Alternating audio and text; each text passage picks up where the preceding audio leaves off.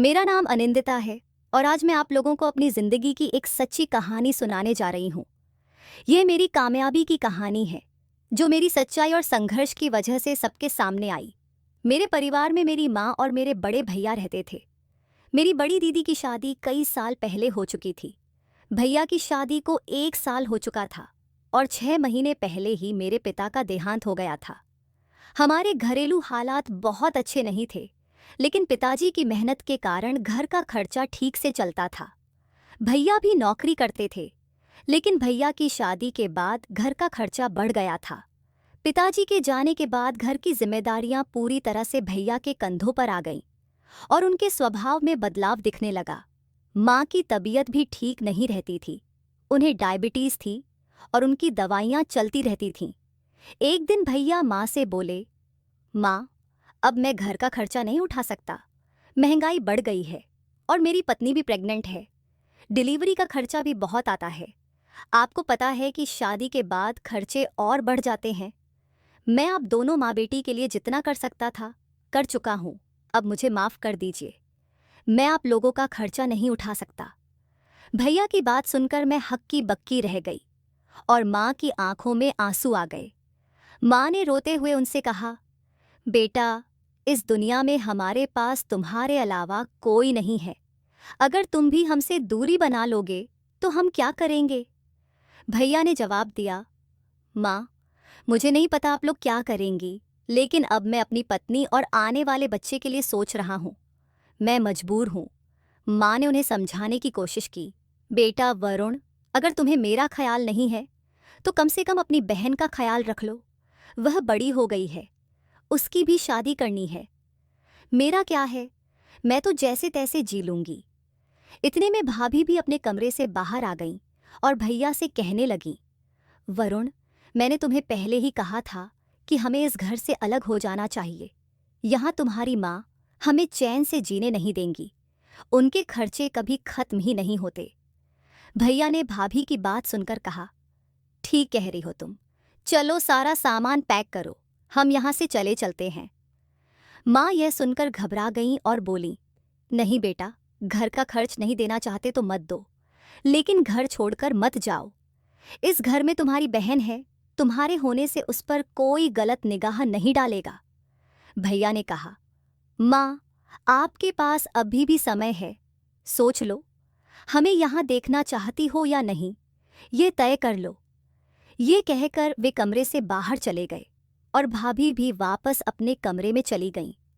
माँ रोते हुए मुझसे लिपट गईं और मैं गुस्से में बोल पड़ी, माँ, आप इन दोनों को घर से निकाल क्यों नहीं देती? जब पिताजी जीवित थे तो यही लोग आराम से खाते थे, और अब जब जिम्मेदारी आई है तो घर छोड़ने की बात कर रहे हैं। इस संवाद सच ये है, यह घर पिताजी का है और हमारा है। अगर ये दोनों चले जाएं तो हम किराएदार रख सकते हैं। माँ ने मेरा मुंह बंद कर दिया और कहा, अनिंदिता, ऐसी बातें मत कहो। मुझे कसम है तुम्हें, खामोश हो जाओ। मुझे माँ की बात का मान रखना था, इसलिए चुप रह गई। मुझे पता था कि भाभी हमें पसंद नहीं करती, और अगर उनके बस में होता तो वे हमें घर से बाहर निकाल देती। जब पिताजी जीवित थे तो उनके डर से भाभी चुप रहती थीं। भैया हमेशा भाभी का ही पक्ष लेते थे। इसी कारण पिताजी को हमारी बहुत चिंता रहती थी। वे अक्सर कहते थे, अगर मेरे बाद कुछ हुआ तो न जाने तुम दोनों का क्या होगा। यही सोचते हुए मैंने तय कर लिया कि मैं इस चुनौती का सामना करूंगी और अपनी राह खुद बनाऊंगी। मेरे पिता बहुत गुस्से वाले लेकिन बेहद ईमानदार इंसान थे।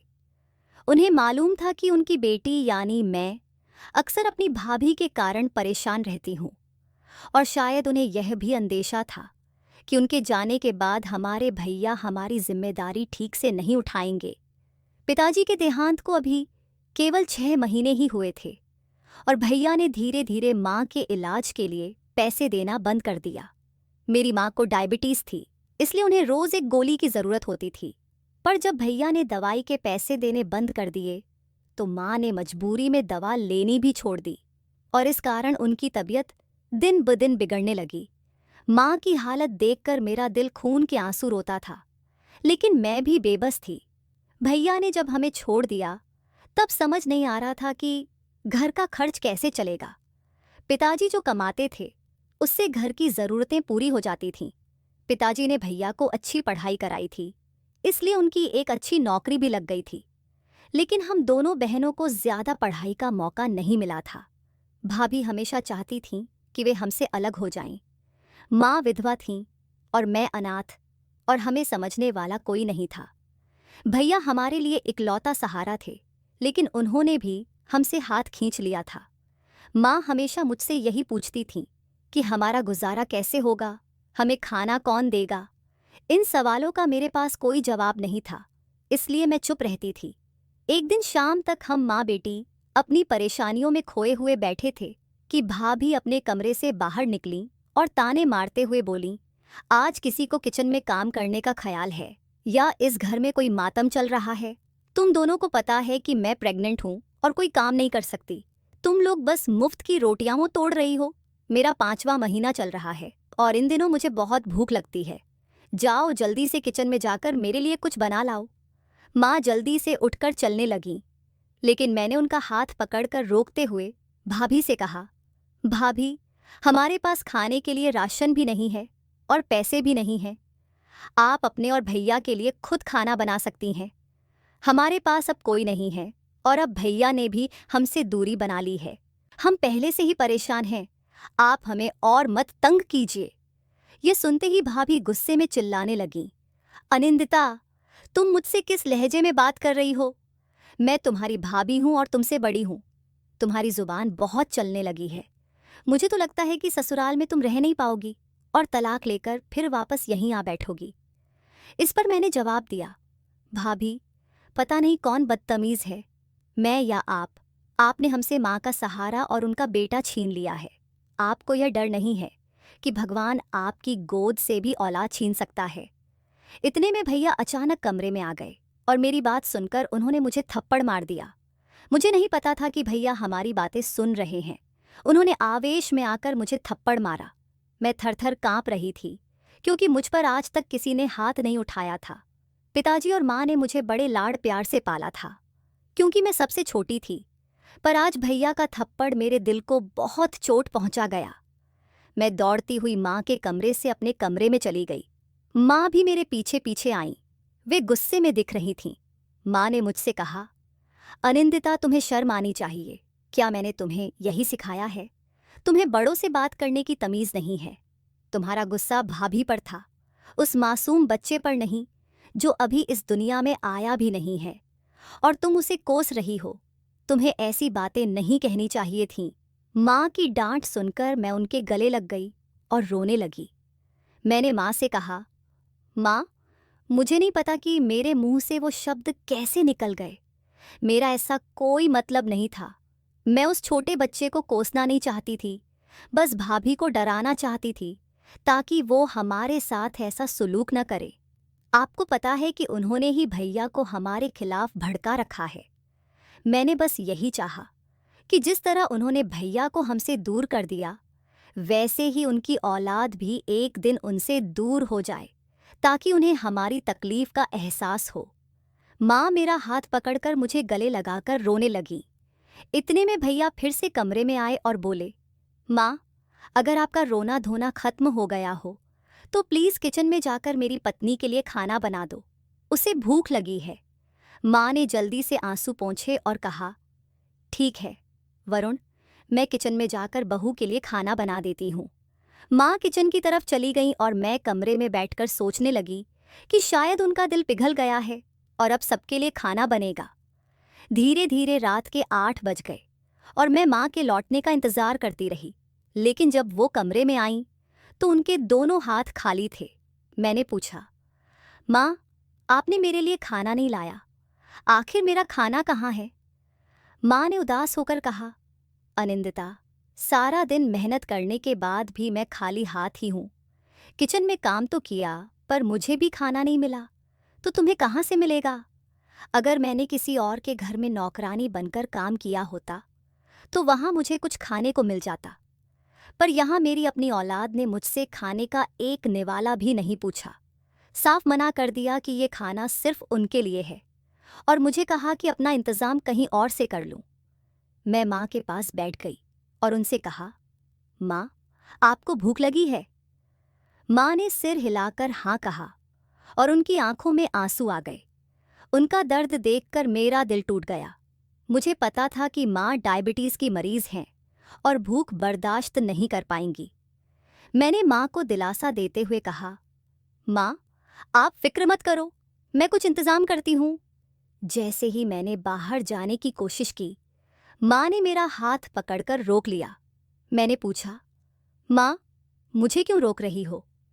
माँ ने दोनों हाथ जोड़ते हुए कहा, तुम बाहर जा रही हो, पर मुझे किसी नई मुसीबत में मत डालना। मैं नहीं चाहती कि तुम्हारे भैया गुस्से में इस घर को छोड़कर चले जाएं। जब तक घर में मर्द होता है, तब तक कोई बाहर का आदमी हमें तंग नहीं कर सकता। अगर घर में मर्द न हो तो लोग बातें बनाने लगते हैं। इसलिए अनिंदिता, कोई ऐसा काम मत करना जिससे तुम्हारे भैया नाराज होकर हमें छोड़ दें। मैंने माँ को भरोसा दिलाते हुए कहा, माँ, आप चिंता मत करो, मैं ऐसा कुछ नहीं करूँगी जिससे आपको परेशानी हो। आपको अपनी बेटी पर भरोसा है ना? माँ ने सिर हिलाया। मैंने कहा, तो फिर मुझ पर भरोसा रखिए, मैं ऐसा कुछ नहीं करूँगी जिससे आपका दिल दुखे। यह कहकर मैं कमरे से बाहर निकल गई। घर का आंगन खाली था और भैया भाभी अपने कमरे में थे। मैं चुपके से घर से बाहर निकलकर पड़ोस में रहने वाली सुष्मिता आंटी के घर गई। आंटी बहुत अच्छी थीं और मेरी माँ से उनकी अच्छी दोस्ती थी। मुझे यकीन था कि वह मेरी मदद ज़रूर करेंगी। सुष्मिता आंटी का दरवाज़ा खटखटाया। दरवाज़ा खुला और उन्होंने मुझे देखकर हैरानी से पूछा, अनिंदिता, इतनी रात को यहाँ? सब ठीक तो है ना? मैंने कहा, आंटी, माँ को बहुत भूख लगी है और घर में कुछ भी खाने को नहीं है। आपके पास कुछ खाना हो तो क्या आप मुझे दे सकती हैं? ये सब सुनकर आंटी की आंखों में भी आंसू आ गए। उन्होंने पूछा, तुम्हारे घर में खाने के लिए क्यों कुछ नहीं है? मैंने कहा, भैया ने मेरा और माँ का खर्च उठाने से मना कर दिया है।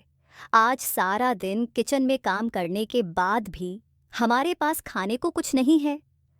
आंटी ने तुरंत अपने घर में जितना भी खाना बचा था मुझे दे दिया। मैंने उनका शुक्रिया अदा किया और घर वापस आ गई। माँ को खाना दिया तो वो बहुत खुश हुई और बोली, ये खाना कहाँ से लाई हो? मैंने बताया कि यह खाना सुष्मिता आंटी के घर से लाया हूँ। माँ ने कहा, अनिंदिता, तुम्हें किसी के घर जाकर खाना मांगने की क्या ज़रूरत थी? मुझे ये बात अच्छी नहीं लगी।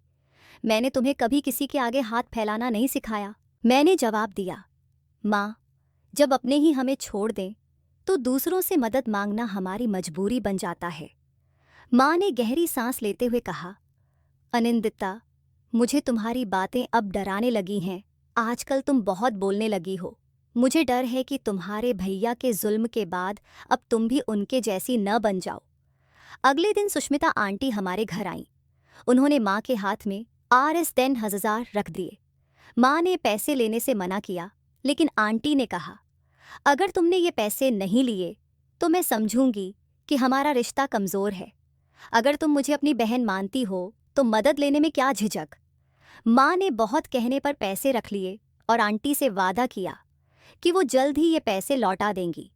लेकिन आंटी ने मुस्कुराते हुए कहा, मुझे इन पैसों की ज़रूरत नहीं है। मैं नौकरी करती हूँ और अच्छी कमाई करती हूँ। अब मेरे पास इन्हें खर्च करने के लिए परिवार भी नहीं है। ये पैसे मेरी तरफ से तुम्हारे लिए एक तोहफा हैं। आंटी के जाने के बाद माँ भी बाजार से कुछ राशन लेकर आईं और मैंने घर में खाना बना लिया। भाभी इंतज़ार कर रही थीं कि खाना बनेगा और उनके लिए परोसा जाएगा। मैंने माँ से साफ कह दिया कि आज आप भाभी को अपने हाथ का खाना नहीं खिलाएंगी। माँ चौंक कर बोली, अनिंदिता, कैसी बातें कर रही हो? पागल हो गई हो क्या?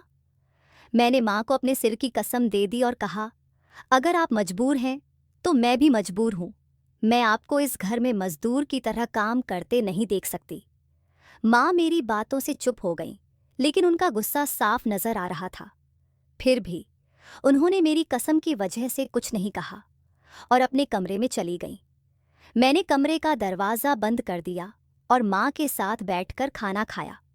हम दोनों सोने के लिए लेटे ही थे कि अचानक किचन से बर्तनों की आवाज़ें आने लगीं।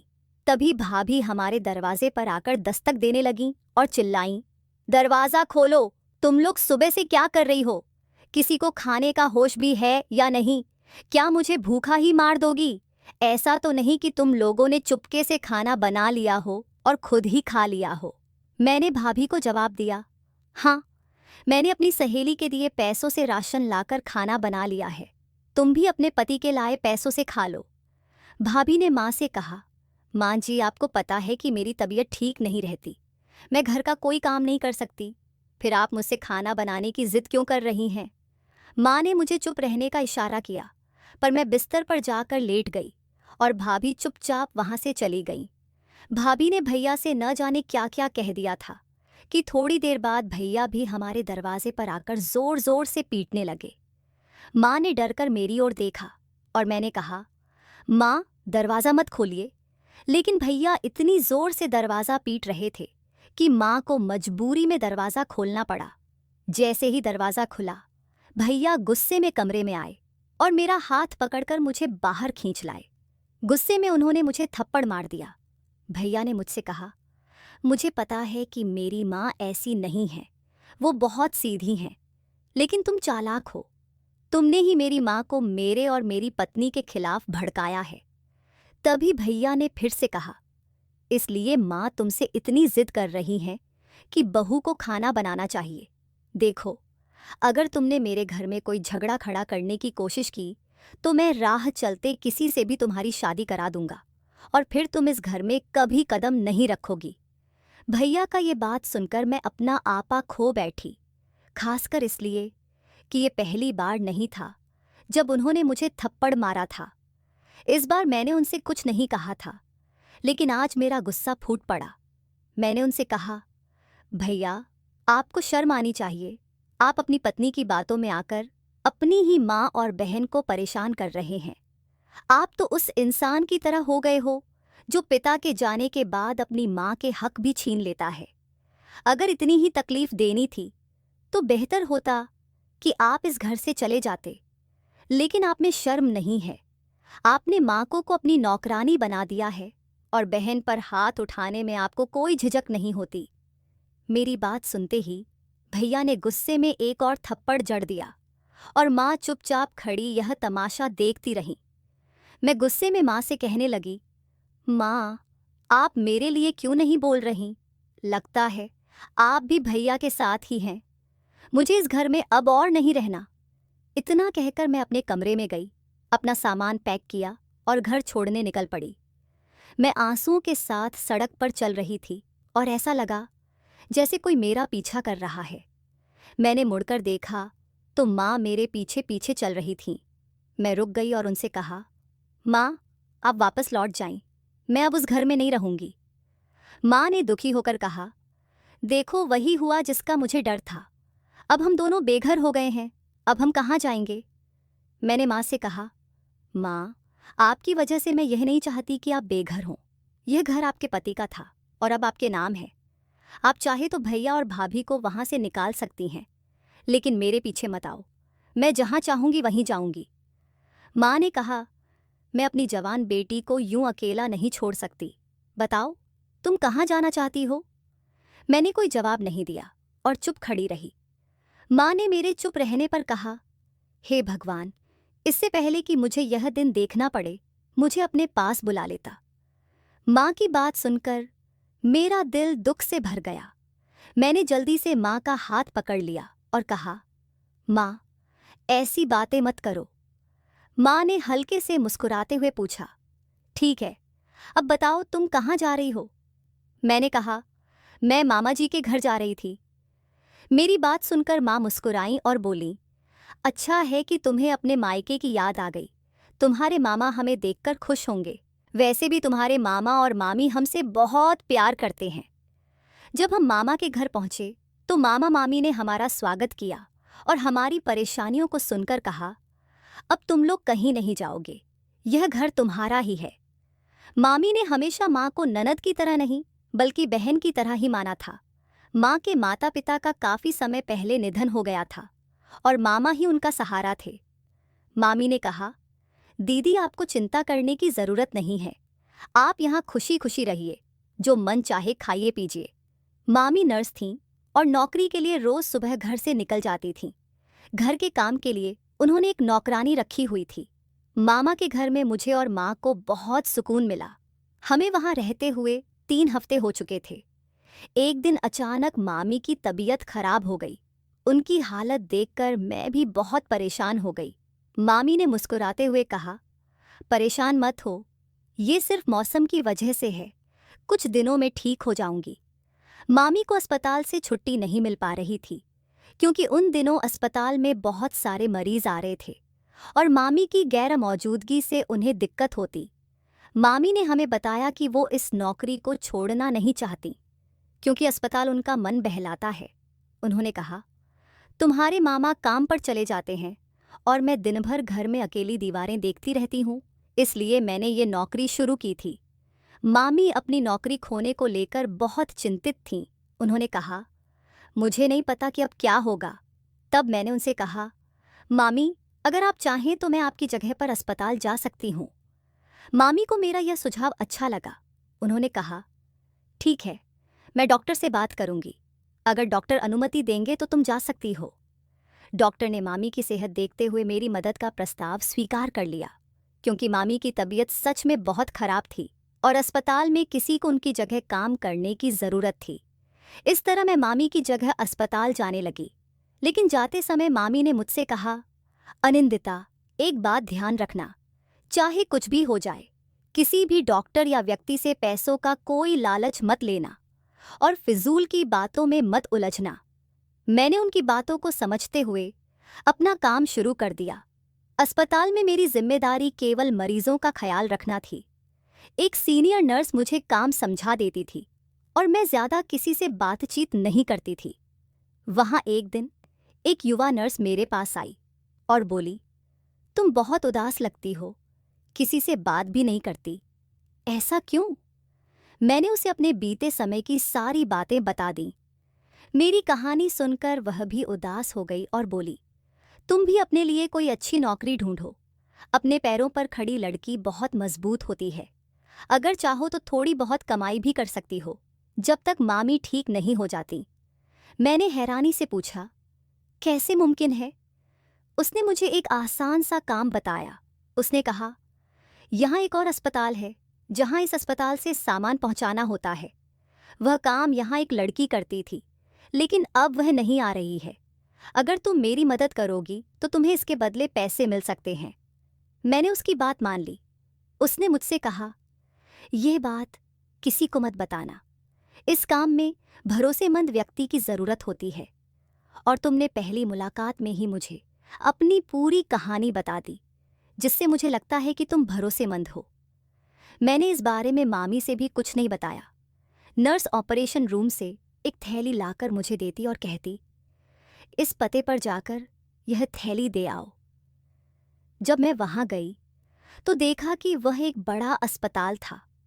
वहां पहुंचकर मैं चपरासी को थैली दे देती थी। हर बार ऐसा करने के बाद वह मुझे हजारों रुपए दे देते। एक हफ्ते में ही मैंने 40,000 रुपये कमा लिए थे। इन पैसों को देखकर मुझे खुशी हुई कि अब शायद हमारे हालात सुधर जाएंगे। लेकिन मुझे एक अजीब सी बेचैनी भी थी कि आखिर इस थैली में क्या होता है जो इतनी भारी रकम मिलती है। थैली हमेशा बहुत अच्छी तरह से पैक होती थी और ऐसा लगता था कि कोई इसे खोलने की कोशिश करेगा तो तुरंत पकड़ लिया जाएगा। एक दिन मैंने तय किया कि यह पता लगाऊंगी कि आखिर इसमें होता क्या है। थैली लेकर जब मैं अस्पताल पहुंची तो मैंने चपरासी का पीछा करना शुरू कर दिया। वह सीधा अस्पताल के बेसमेंट में एक छोटे से कमरे में चला गया। कमरे में कई शीशे के शोकेस रखे हुए थे। वहां कमरे में जाने किस तरह की चीजें रखी थीं, जिन्हें देखकर मैं कुछ समझ नहीं पा रही थी। उन्होंने थैली को एक तरफ रखा और दरवाज़ा अंदर से बंद कर लिया। इस तरह उस कमरे में हो रही असल गतिविधि जानने में मैं नाकाम रही।